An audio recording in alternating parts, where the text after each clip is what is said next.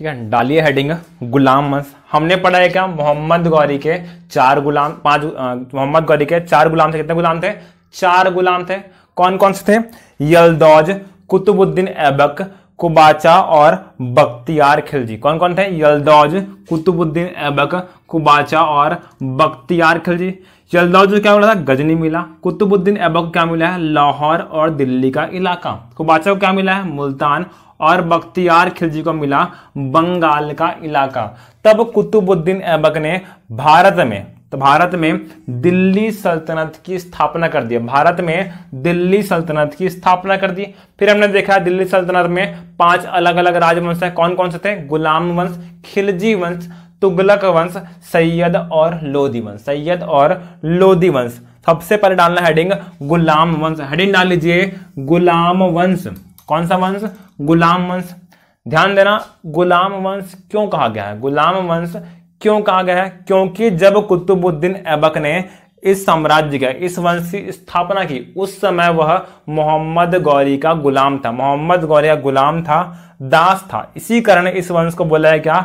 गुलाम वंश। इस वंश को क्या बोला गया है? गुलाम वंश। ध्यान देना, इस वंश के अंतर्गत ऐसा नहीं है कि एक ही राजवंश ने शासन किया। अलग अलग राजवंशों ने इस गुलाम वंश के अंडर में शासन किया, लेकिन कहीं ना कहीं सभी दासता से जुड़े हुए थे। इसी कारण इस वंश को बोला गया गुलाम वंश कहा गया। फिर से रिपीट कर रहा हूं मैं, गुलाम वंश का मतलब ये नहीं है कि एक वंश के कुतुबुद्दीन ऐबक के वंशज हैं सभी, नहीं, ऐसा नहीं है। ठीक है, इस गुलाम वंश के अंतर्गत भी 3 अलग अलग वंशों ने शासन किया। कौन कौन से हैं? कुतबी, शमसी और बलबनी। कुतबी, शमसी और बलबनी, 3 अलग अलग राजवंशों ने इस गुलाम वंश के अंतर्गत शासन किया, लेकिन तीनों कहीं ना कहीं एक दूसरे से गुलामी के आधार पर जुड़े हुए हैं। इसी कारण बोला गया है क्या? गुलाम वंश। क्या बोला गया है? गुलाम वंश। टाइम पीरियड क्या है? 1206 से लेकर 1290 तक। क्वेश्चन आएगा, भारत में दिल्ली सल्तनत का संस्थापक कौन है? कुतुबुद्दीन ऐबक। भारत में गुलाम वंश संस्थापक कौन है? कुतुबुद्दीन ऐबक। भारत में कुतबी वंश का संस्थापक कौन है? कुतुबुद्दीन ऐबक है। ध्यान देना, इस गुलाम वंश के अंतर्गत पहला वंश कौन सा है? कुतबी। और कुतबी वंश के संस्थापक कौन है? कुतुबुद्दीन ऐबक ही है। कौन है? कुतुबुद्दीन ऐबक। गुलाम वंश का है तो भी कुतुबुद्दीन ऐबक। दिल्ली सल्तनत का संस्थापक कौन है? कुतुबुद्दीन ऐबक।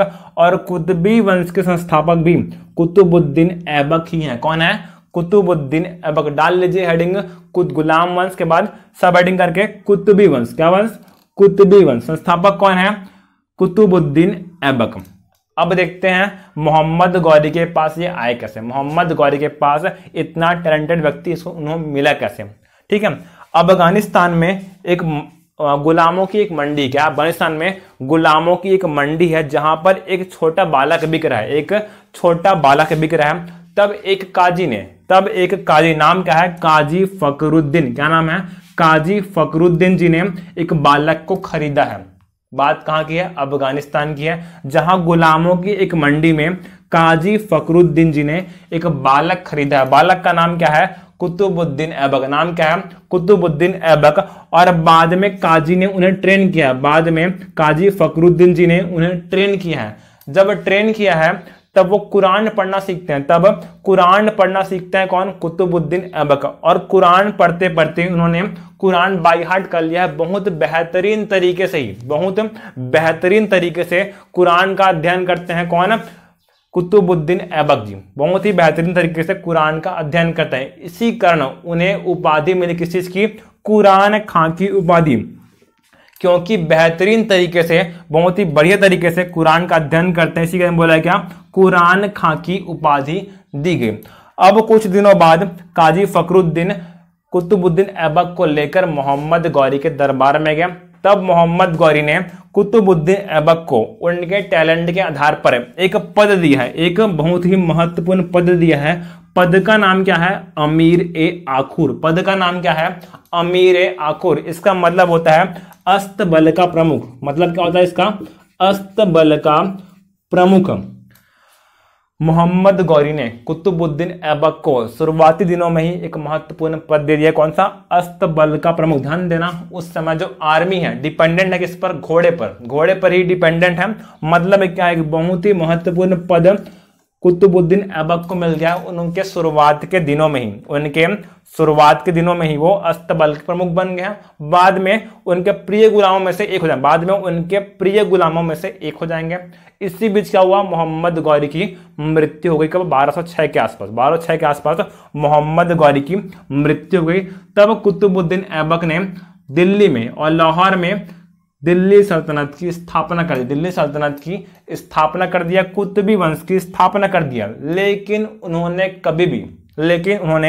कभी भी अपने आप को सुल्तान नहीं कहा। अपने आप को सुल्तान नहीं कहा, ना ही कभी सुल्तान की पदवी धारण की, बल्कि उन्होंने मलिक एवं सिपह सलार की उपाधि के साथ शासन किया। ठीक है, क्वेश्चन पूछता है कि इनमें से किस शासक ने सुल्तान की पदवी धारण नहीं की? कौन है वो? कुतुबुद्दीन ऐबक है। ईमानदार है अपने मालिक के प्रति, मतलब मोहम्मद गौरी के प्रति, और इन्होंने जब तक दास्ता से मुक्त नहीं किया गया तब तक ये सुल्तान की पदवी धारण नहीं करेंगे। सुल्तान की पदवी धारण नहीं करने वाले कौन? कुतुबुद्दीन ऐबक। ये सुल्तान की पदवी धारण नहीं करेंगे। अगर कोई शासक सुल्तान नहीं बना, मतलब क्या है, वो सिक्का भी नहीं चलाएगा, मतलब क्या है, वो सिक्का भी जारी नहीं करेंगे। कुतुबुद्दीन ऐबक ने ना ही सुल्तान की पदवी धारण की और ना ही अपना सिक्का चलाया, पढ़े हम लोग, बल्कि उन्होंने मलिक एवं सिपह सलार की उपाधि के साथ शासन किया। मलिक एवं सिपह सलार की उपाधि के साथ शासन किया। किसने? कुतुबुद्दीन ऐबक ने। अब उनके सामने एक समस्या है। उनके सामने एक समस्या है क्या? कि राजधानी क्या बनाए। ठीक है, सल्तनत की स्थापना तो कर दी, उनके सामने समस्या है कि राजधानी क्या बनाए। उनके पास दो ऑप्शन हैं। कौन कौन से? लाहौर और दिल्ली। उनके पास दो ऑप्शन है, लाहौर और दिल्ली का इलाका। लेकिन उन्होंने चूज किया है क्या? लाहौर को। उन्होंने अपनी राजधानी बनाई है लाहौर को। इसके पीछे रीजन क्या था? इसके पीछे रीजन क्या देखते हैं।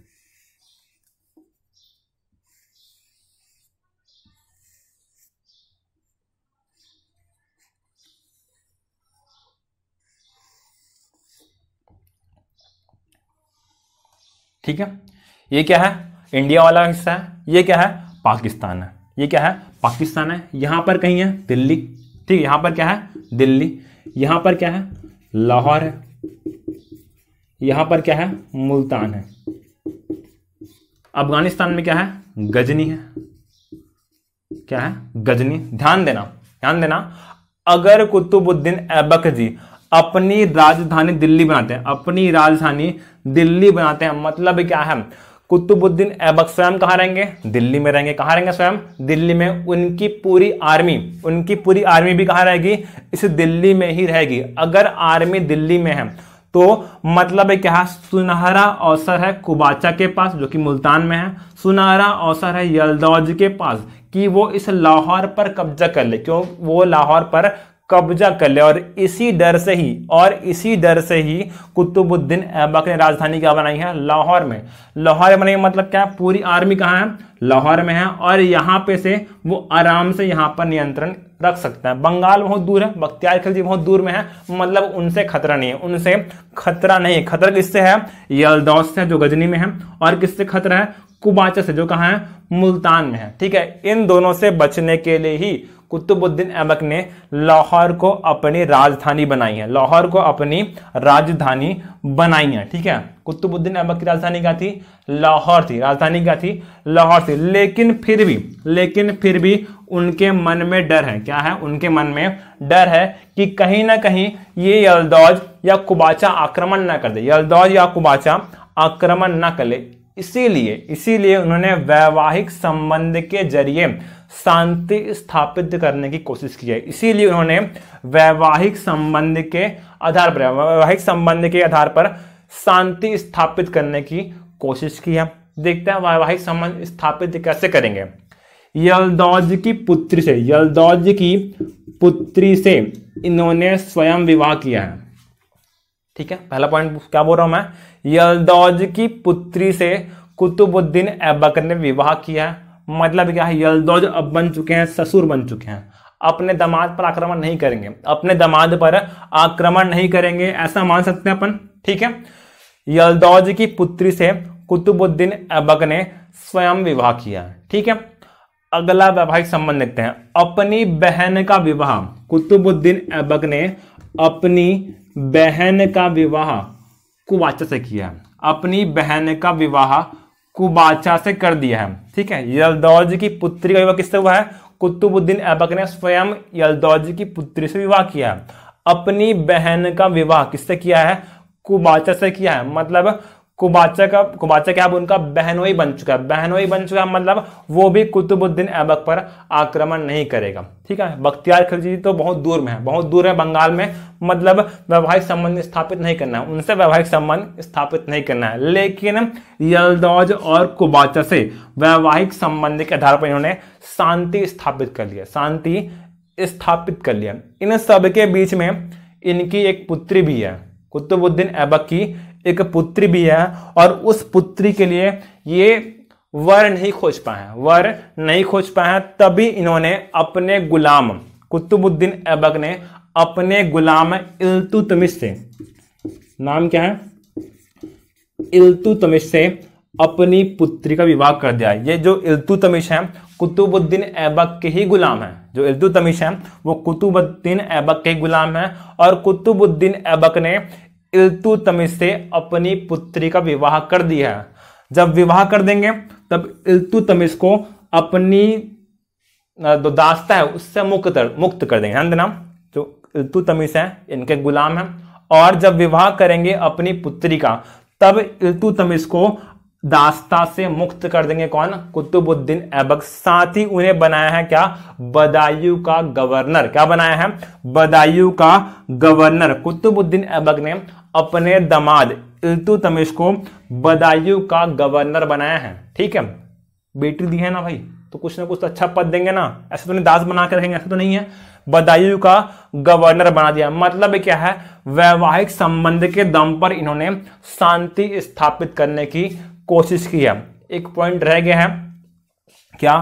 1208 में, 1208 में गयासुद्दीन महमूद जो कि मोहम्मद गौरी के भतीजे थे। कौन थे? मोहम्मद गौरी के भतीजे। इन्होंने दास्ता से मुक्ति का पत्र भेजा है। 1208 में गयासुद्दीन महमूद ने कुतुबुद्दीन ऐबक के नाम एक पत्र भेजा है। पत्र में क्या लिखा है कि आपको आज से मैं दासता से मुक्त करता हूं। ठीक है, ये कौन है? गयासुद्दीन महमूद मोहम्मद गौरी के भतीजे हैं, जिन्होंने 1208 में कुतुबुद्दीन ऐबक को दासता से मुक्त कर दिया है। ठीक है, और अपनी दासता से मुक्ति के पहले ही कुतुबुद्दीन ऐबक ने अपने दामाद इल्तुतमिश को 1206 में ही दास्ता से मुक्त कर दिया था। ठीक है, ये पॉइंट याद रखना। खुद मुक्त नहीं हुए हैं, लेकिन उससे पहले अपने दामाद को अपनी दास्ता से मुक्त कर दिया। किसने? कुतुबुद्दीन ऐबक ने अपने दामाद को 1206 में ही दास्ता से मुक्त कर दिया था। क्लियर है? ये नोट कर लीजिए इसको।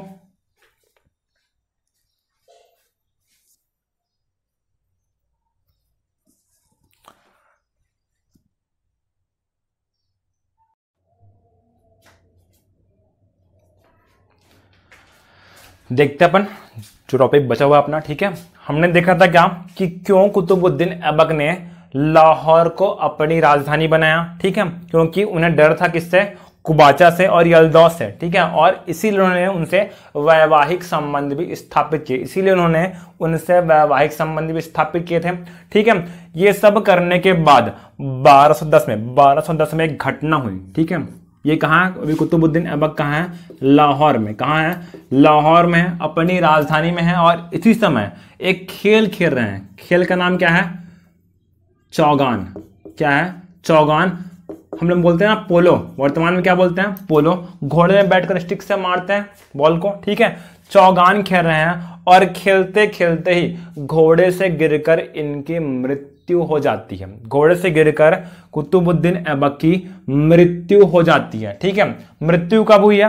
1210 में। कैसे हुई है? लाहौर में चौगान या फिर पोलो खेल रहे हैं और खेलते खेलते घोड़े से गिरकर क्या हो गई है? इनकी मृत्यु हो गई है। कब? 1210 ईस्वी में। अब क्वेश्चन पूछता है कुतुबुद्दीन ऐबक के अन्य नाम, कुतुबुद्दीन ऐबक के अन्य नाम कौन कौन से हैं? पहला नाम कौन सा है? हातिम। पहला नाम कौन सा है? हातिम। हातिम क्यों बोलते हैं उन्हें?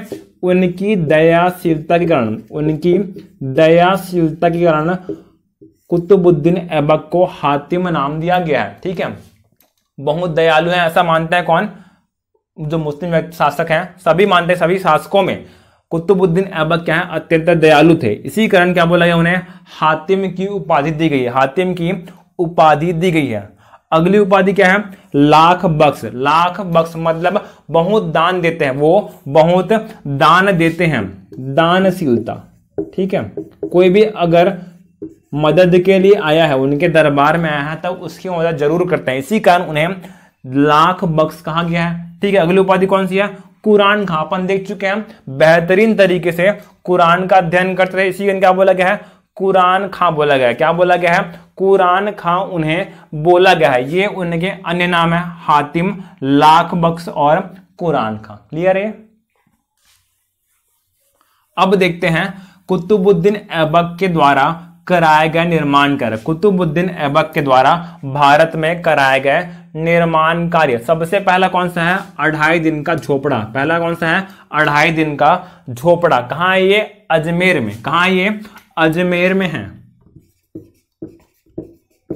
कहां ये? अजमेर में। हमने पढ़ा है क्या? मोहम्मद गौरी ने अजमेर के शासक पृथ्वीराज चौहान को तराइन के द्वितीय युद्ध में पराजित किया था। जब पराजित हो गया पृथ्वीराज चौहान जी, तब इन्होंने अजमेर में, तब मोहम्मद गौरी ने अजमेर में किसको भेजा था? कुतुबुद्दीन ऐबक को भेजा था। जब भेजा है तब अजमेर में कुतुबुद्दीन ऐबक एक निर्माण कार्य करेंगे, एक निर्माण कार्य करेंगे। उसका नाम क्या है? 2.5 दिन का झोपड़ा। देखते हैं कैसे किए हैं, ध्यान देना।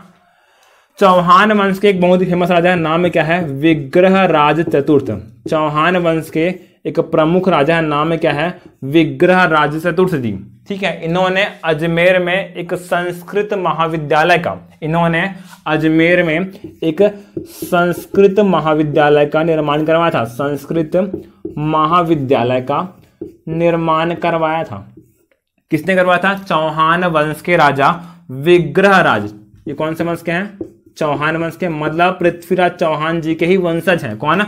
विग्रह मतलब अग्रज हैं। ठीक है, उनसे पहले के हैं विग्रहराज चतुर्थ जी, जिन्होंने अजमेर में संस्कृत महाविद्यालय का निर्माण करवाया था। और इस महाविद्यालय को तोड़कर ही, इस महाविद्यालय को तोड़कर ही कुतुबुद्दीन ऐबक ने क्या बनाया है? 2.5 दिन का झोपड़ा बनाया है। क्या बनाया है? 2.5 दिन का झोपड़ा बनाया है। ठीक है, इस संस्कृत महाविद्यालय को तोड़कर ही कुतुबुद्दीन ऐबक ने 2.5 दिन का झोपड़ा बनाया है। क्वेश्चन पूछता है कि 2.5 दिन का झोपड़ा है क्या? मंदिर है, मस्जिद है, मकबरा है, मजार है, क्या है? ध्यान देना, ये क्या है? मस्जिद है। क्या है? एक मस्जिद है। 2.5 दिन का झोपड़ा क्या है? एक मस्जिद है। ठीक है, किसने बनवाया था? कुतुबुद्दीन ऐबक ने। क्या तोड़ा था? संस्कृत महाविद्यालय तोड़ा था, जो कि विग्रहराज चतुर्थ जी के द्वारा बनाया गया था। अब क्वेश्चन आएगा, इसे 2.5 दिन का झोपड़ा क्यों कहते हैं? इसे 2.5 दिन का झोपड़ा क्यों कहते हैं? ध्यान देना, इस संबंध में 2 मत दिए गए। इस संबंध में 2 मत दिए गए हैं। क्या मत दिया गया? पहला कि इस महाविद्यालय को तोड़कर मस्जिद बनाने में केवल 2.5 दिन का समय लगा था। इसी कारण क्या बोलते हैं? इसे 2.5 दिन का झोपड़ा कहते हैं। एक मत और क्या है? यहाँ आज भी पंजाब शाह चंद की याद में, यहाँ आज भी पंजाब शाह चंद की याद में 2.5 दिन का मेला लगता है। इस जगह पर अजमेर में आज भी पंजाब शाह चंद की याद में 2.5 दिन का उर्स या मेला लगता है। इसीलिए बोला गया क्या? इसे 2.5 दिन का झोपड़ा कहा गया। क्या बोला गया है? 2.5 दिन का झोपड़ा कहा गया है इस मस्जिद को। ठीक है, दूसरा निर्माण कार्य देखते हैं। दूसरा कौन सा है? कुव्वत उल इस्लाम मस्जिद। दूसरा निर्माण कार्य कौन सा है? कुव्वत उल इस्लाम मस्जिद नाम से दिख रहा है क्या ये मस्जिद है, नाम से दिख रहा है क्या ये एक मस्जिद है। नाम है क्या है कुव्वत उल इस्लाम मस्जिद। लिखना इसके बारे में, भारत में पहली तुर्क मस्जिद है, ये भारत की पहली तुर्क मस्जिद है। नाम क्या है कुव्वत उल इस्लाम मस्जिद। कहां है ये दिल्ली में, कहां ये दिल्ली में है। भारत में पहली तुर्क मस्जिद कौन सी है कुव्वत उल इस्लाम मस्जिद। कहां है ये दिल्ली में। ध्यान देना ये 27 हिंदू एवं जैन मंदिरों को 27 हिंदू एवं जैन मंदिरों को तोड़कर बनाई गई है। ये जो मस्जिद है 27 हिंदू एवं जैन मंदिरों को तोड़कर बनाई गई है। 27 हिंदू एवं जैन मंदिरों को तोड़कर बनाई गई है। कौन सी मस्जिद है कुव्वत उल इस्लाम मस्जिद। कहां बनाई गई है दिल्ली में बनाई गई है। ठीक है, कुव्वत उल इस्लाम मस्जिद दिल्ली में बनाई। ठीक है, अंतिम निर्माण कार्य देखते हैं कुतुब मीनार। अंतिम निर्माण कार्य देखते हैं अपन कुतुब मीनार।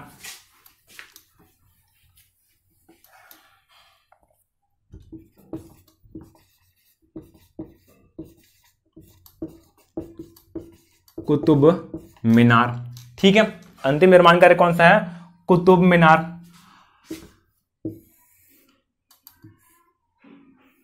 कुतुब मीनार में कुल 5 में कुतुब मीनार में कुल 5 मंजिल है। कितने मंजिल है कुल 5 मंजिल है।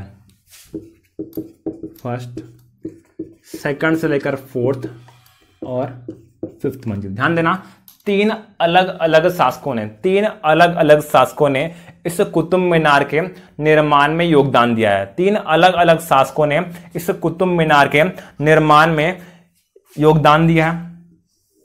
चलो मान लेते हैं ये क्या है कुतुब मीनार है 1 2 3 4 5। ठीक है, ध्यान देना कुतुबुद्दीन ऐबक ने सबसे पहले कुतुब मीनार के निर्माण का कार्य आरंभ किया है। कुतुबुद्दीन ऐबक ने कुतुब मीनार के निर्माण का कार्य आरंभ किया है। एक सूफी संत है, नाम क्या है कुतुबुद्दीन बख्तियार काकी। कुतुबुद्दीन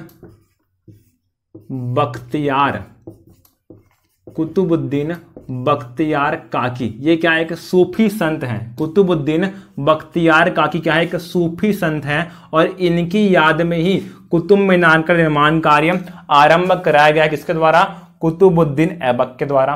तो आरंभ कराया मतलब पहली मंजिल किसने बनाई है कुतुबुद्दीन ऐबक ने पहली मंजिल बनाई है। लेकिन इसके बाद इनकी मृत्यु हो गई है। तब सेकंड से लेकर 4th मंजिल तक, सेकंड से लेकर 4th मंजिल का निर्माण कार्य इनके दामाद इल्तुतमिश किसने कराया है इल्तुतमिश ने किया है। पहला मंजिल कौन बनाएगा कुतुबुद्दीन ऐबक जी ने कराया। पहला मंजिल कुतुबुद्दीन ऐबक ने बनाया है। सेकंड से लेकर 4th तक किसने बनाया है इल्तुतमिश ने। किसने बनाया है इल्तुतमिश ने बनवाया था। अब ये जो मीनार है केवल और केवल 4 मंजिल की ही थी। केवल 4 मंजिल की थी। लेकिन तुगलक वंश के समय क्या है आकाशीय बिजली गिरी थी। यहाँ क्या गिरी आकाशीय बिजली। वहां पर क्या नहीं लगा है तड़ित चालक नहीं लगा था। क्या नहीं लगा था तड़ित चालक। इसी कारण जब आकाशीय बिजली हुई तब 4थी मंजिल क्या हो गई है क्षतिग्रस्त हो गई। तब 4थी मंजिल क्षतिग्रस्त हो गई है। इस 4थी मंजिल का पुनर्निर्माण करवाया गया और साथ में एक मंजिल और जोड़ी गई फिरोज शाह तुगलक के द्वारा। किसके द्वारा फिरोज शाह तुगलक के द्वारा एक और मंजिल जोड़ दी गई। फिरोज शाह तुगलक के द्वारा एक और नई मंजिल जोड़ दी गई। तब इन तीनों के निर्माण कार्य के परिणाम स्वरूप आज वर्तमान में क्या है कुतुब मीनार खड़ा हुआ है। आज वर्तमान का कुतुब मीनार खड़ा हुआ है। पहले मंजिल किसने बनाई कुतुबुद्दीन ऐबक ने। सेकंड से लेकर 4th तक किसने बनाया इल्तुतमिश ने। 5th किसने बनाया है फिरोज शाह तुगलक ने बनवाया है। किसकी याद में बनाया गया है कुतुबुद्दीन बख्तियार काकी जो कि क्या है एक सूफी संत है। उनकी याद में ये कुतुब मीनार बनाया गया है। ठीक है, खत्म होता है हमारा क्या कुतुबी वंश हमारा समाप्त होता है। कल पढ़ेंगे अपन शमसी वंश। क्या पढ़ेंगे शमसी वंश। Thank you.